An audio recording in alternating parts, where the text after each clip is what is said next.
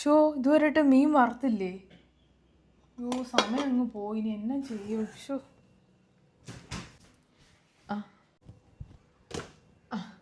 ഞാൻ പറഞ്ഞല്ല മീനൊന്ന് വറുത്ത് വെക്കാനായിട്ട്. ഇനി ഈ സമയമില്ലാത്ത നേരത്തെ എന്നാക്കെ വെക്കാനായിട്ടാണ് ഞാൻ. കൊച്ചു കരഞ്ഞു. ഞാൻ ഇന്നൊന്ന് തൊട്ടിൽ ആട്ടാൻ വേണ്ടി അങ്ങ് പോയതാ അമ്മേ. കൊച്ചു കരയുവാണെങ്കിൽ എന്നോടൊന്ന് വന്ന് പറഞ്ഞത് ഞാനെങ്കിലും ചെയ്യത്തില്ലേ? ഞാൻ മാത്രമല്ലല്ലോ ഈ വീട്ടിലുള്ളത്. ലിൻസി ചേച്ചിക്കൊന്ന് അടുക്കളയിലൊക്കെ കയറാമല്ലോ. ആഹാ, ലിനിക്ക് പണിയുള്ളതല്ലേ? ബിൻസിയെ പോലെ വെറുതെ വീട്ടിൽ ഇരിക്കുമല്ലോ. ആ പെണ്ണിന് ഇവിടെയും പണിയണം, വെളിയിലും പോയി പണിയേണ്ട കാര്യമുണ്ടോ? നമ്മളെ കൊണ്ടാവുന്ന അങ്ങ് ചെയ്തു കൊടുക്കണം.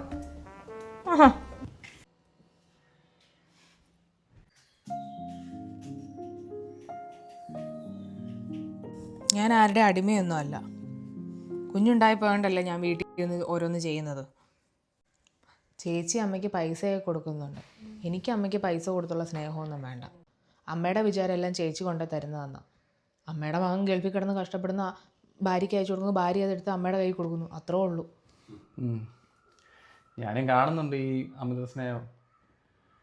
നീ ഒരു കാര്യം ചെയ്യും, കുറച്ച് ദിവസം കൊച്ചിനെ കൂട്ടിയിട്ട് വീട്ടിൽ പോയി നിൽക്കുക. എന്നിട്ട് നീ അന്ന് പറഞ്ഞില്ലായിരുന്നു ജോലിയുടെ കാര്യം, അത് ശ്രമിക്കുക. ഈ ഇവിടുന്ന് കുറച്ച് ദിവസം മാറി വയ്ക്കുമ്പോഴെല്ലാം ശരിയാക്കുള്ളൂ.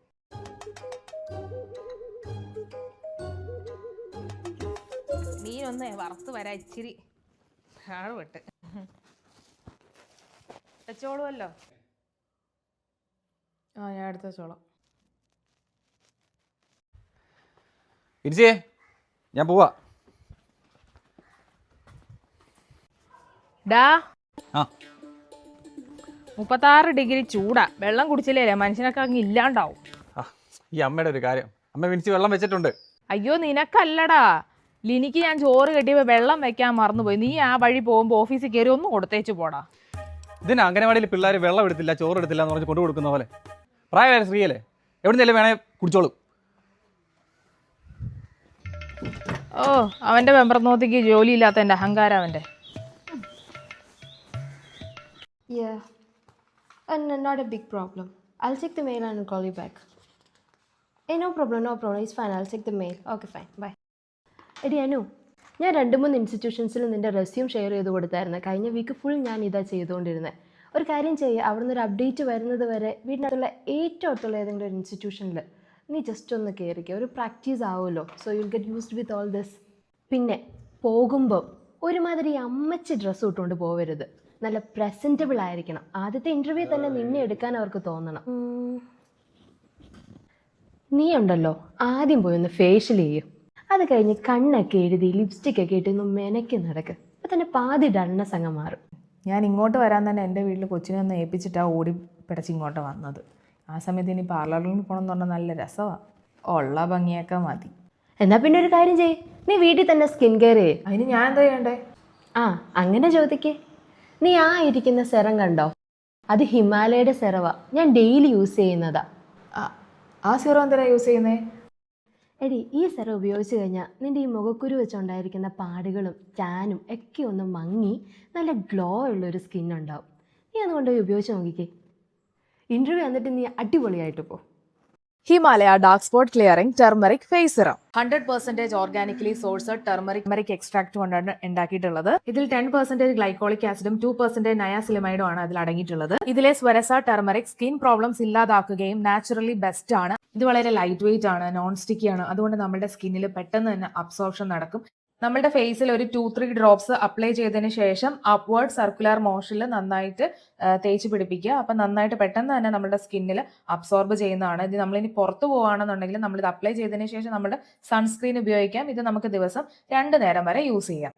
ഇതിൽ 100 മടങ്ങ് ടെർമറിക് എക്സ്ട്രാക്ട് അടങ്ങിയിട്ടുള്ളതുകൊണ്ട് നമ്മുടെ ഫേസിലെ ഡാർക്ക് സ്പോട്ട് റിമൂവ് ആകും. പ്രൊഡക്റ്റ് പർച്ചേസ് ചെയ്യാനായിട്ട് ഹിമാലയയുടെ ഒഫീഷ്യൽ വെബ്സൈറ്റിലും ആപ്പിലും അവൈലബിൾ ആണ്. ആമസോൺ, ഫ്ലിപ്കാർട്ട്, നൈക്കയിലും അവൈലബിൾ ആണ്. നമുക്ക് ആമസോൺ വഴിയാണ് പർച്ചേസ് ചെയ്യുന്നുണ്ടെങ്കിൽ നിങ്ങൾക്ക് 30% ഓഫറും കിട്ടും. അപ്പൊ എല്ലാവർക്കും ഹാപ്പി ഷോപ്പിംഗ്. ലിനിയേ, കഴിക്കാൻ വാ.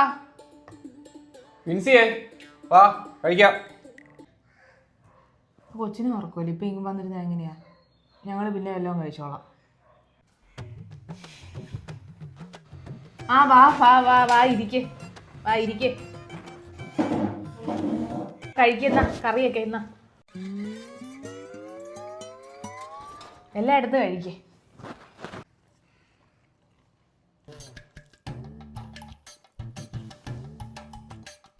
അതെന്നാ മതിയാക്കിയോ കഴിച്ചത്?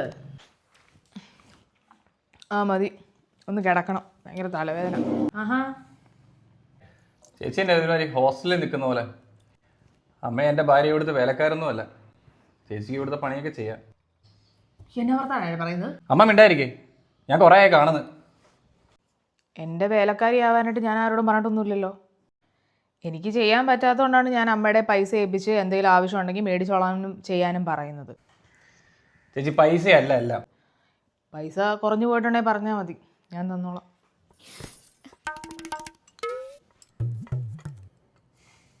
നീ എന്നാ വർത്താനാണോ പറയുന്നത്? നീ അല്ല പറയുന്നതെന്ന് എനിക്കറിയാം. അവൾ പറഞ്ഞ് പറയിപ്പിക്കുന്നല്ലേ ഓരോന്ന്. ദേ അമ്മേ, ഞാൻ കൊച്ചൊന്നും അല്ല ആരെങ്കിലും പറയുന്നത് കേട്ട് പറയാനായിട്ട്. കുറച്ച് നാളായി ഇത് കാണുന്നു.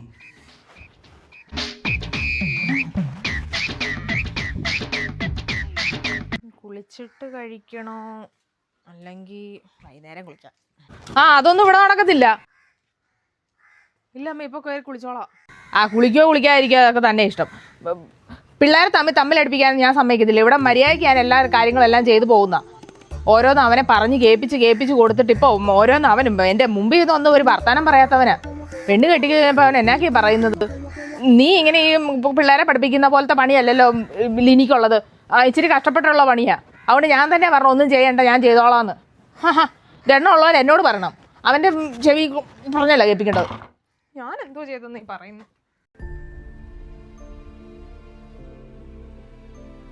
ഈ ലോകത്ത് ആദ്യമായിട്ട് അമ്മയാവുന്ന നീയൊന്നുമില്ല. നീ എന്തിനാ ഇങ്ങനെ വിഷമിച്ചിരിക്കുന്നേ? നമുക്ക് എല്ലാവർക്കും ഇങ്ങനെ സാഹചര്യങ്ങൾ വരും. അതൊക്കെ ഓവർകം ചെയ്ത് മുന്നോട്ട് പോകാതിരിക്കാൻ പറ്റുമോ? അമ്മയായെന്നും പറഞ്ഞ് വീട്ടിൽ കുത്തിയിരിക്കേണ്ട ആളാണോ നീ? അതൊക്കെ പോട്ടെ, ആ മാത്യൂസിന് തന്നെ അതിനെക്കുറിച്ച് പറയാനായിട്ടുള്ളത്. എടി, മാത്യു എന്നെ ഭയങ്കര സപ്പോർട്ടീവ് ഒക്കെ തന്നെയാണ്. ഞാൻ പറയുന്ന കേട്ട് കഴിഞ്ഞാൽ വീട്ടിൽ പെങ്കോന്തനാന്ന് പറയുവോ, അല്ലെങ്കിൽ എന്നെ സപ്പോർട്ട് ചെയ്തില്ല എനിക്ക് എന്തെങ്കിലും തോന്നുമോ എന്ന് പറഞ്ഞിട്ട് ആളാകെ ധർമ്മസങ്കടത്തിൽ. എന്തെങ്കിലും ആട്ടെ, നീ ഇതൊന്നും മൈൻഡ് ആക്കണ്ട. കുറച്ച് കഴിയുമ്പോൾ കൊച്ചിനെ അംഗൻവാടി വിടാം. അത് കഴിഞ്ഞിട്ട് നീ നിന്റെ കാര്യം നോക്കണം. നീ വിഷമിക്കൊന്നും വേണ്ട, നമുക്കതൊക്കെ സെറ്റ് ചെയ്തെടുക്കാൻ പറ്റും. ഇപ്പൊ എന്നാ കഴിക്കാൻ വേണ്ട? എന്നാ എന്തെങ്കിലും എടുക്കട്ടെ? ഇല്ല, കുടിക്കാൻ എന്തെങ്കിലും മതി.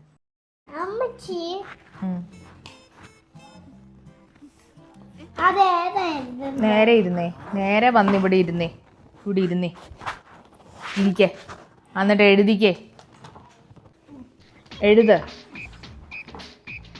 എടാ ഒന്ന് എഴുതടാ, എന്റെ ഭംഗിയും കണ്ടിരിക്കുക. എഴുതാൻ ഇതൊന്ന്. ഷോ, എന്തോ ഒരു കഷ്ടമാണ്. ഇതൊന്ന് എഴുതുവച്ചേ, എഴുതങ്ങോട്ട് അയ്യോ, ഇതെന്നതാ എഴുതി വെക്കുന്നേ? ഇങ്ങനെയാണോ എഴുതാൻ പഠിപ്പിച്ചേ? ഇതെന്നാ കാണിച്ചു വെച്ചേക്കുന്നേ? അയ്യോ, ഇതെന്നതാ എഴുതി വെക്കുന്നേ? ഞാനാണോ എഴുതണ്ടേ? നീ സ്കൂളിൽ പോയി പഠിക്കണ്ട ഞാനാണോ? എന്നാ എഴുത്. എല്ലാം വെരി ഗുഡ് കിട്ടിയിട്ടുണ്ടല്ലോ. പിന്നെ നീ ഇവിടെ എഴുതാൻ ഇങ്ങനെയാണ് എഴുതി വെക്കാൻ പറഞ്ഞേക്കുന്നേ? ഷോ, ഇതെന്തോ ഒരു കഷ്ടമായത്. ഇങ്ങനെയാണോ പഠിക്കാതിരിക്കുന്നത് പിള്ളേര്? നിന്റെ അമ്മയോട് ഞാൻ പറയും.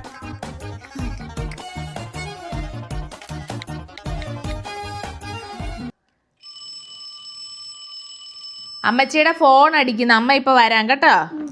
എഴുതിക്കോ, കുത്തി വരയ്ക്കരുത്. നീ ഇങ്ങനെ എടുത്ത് ഇങ്ങനെ.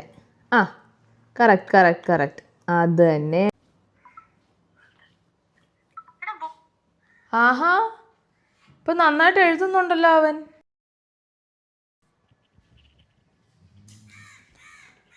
ആഹാ, ഞാൻ ഓർത്ത് എന്താ കൊച്ചിൻ്റെ ഒച്ചയൊന്നും കേൾക്കാത്തതെന്ന്.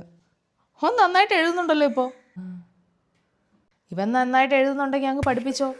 ഞാനൊരു ട്യൂഷൻ ഫീസ് പോലെ എന്തെങ്കിലുമൊക്കെ തരാം. പൈസയ്ക്ക് വേണ്ടിയിട്ടല്ല ചേച്ചി ഞാനിപ്പോൾ കൊച്ചിനെ പഠിപ്പിച്ചത്. പിന്നെ അമ്മേ, പഠിപ്പിക്കുക എന്ന് പറഞ്ഞാൽ അത്ര കുറഞ്ഞ പരിപാടിയൊന്നുമല്ല. അതും കുഞ്ഞു പിള്ളേരെ പഠിപ്പിക്കാനായിട്ട് ക്ഷമയും എല്ലാം വേണ്ട ഒരു ജോലി തന്നെയാണ്. പിന്നെ വീട്ടിലിരുന്ന് പഠിപ്പിക്കാനായിട്ടും അല്ല. എനിക്ക് കൊച്ചുള്ളതുകൊണ്ടല്ലേ വീട്ടിലിരിക്കുന്ന ഒരു സാഹചര്യം വന്നു പോയത്. എനിക്കെന്തായാലും പുറത്ത് പോകണം തന്നെയാണ്. ഏതായാലും അങ്ങനെ ഒരു ഇൻസ്റ്റിറ്റ്യൂഷനിൽ എനിക്ക് ജോലിയും കിട്ടിയിട്ടുണ്ട്. എല്ലാ ജോലിക്കും അതിൻ്റെതായിട്ടുള്ള മഹത്വമുണ്ട്. ആരും ആരെ കൊച്ചായി കാണണ്ട. എഴുതിയോ? എഴുതിക്കേ. ആ,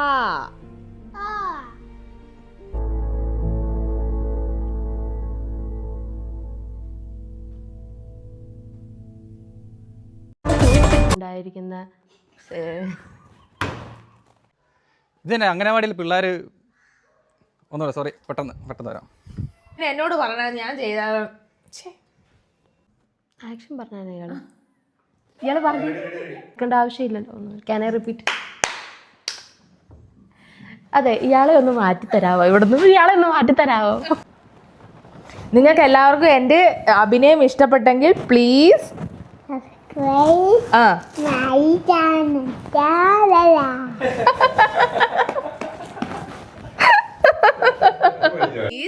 Subscribe my channel.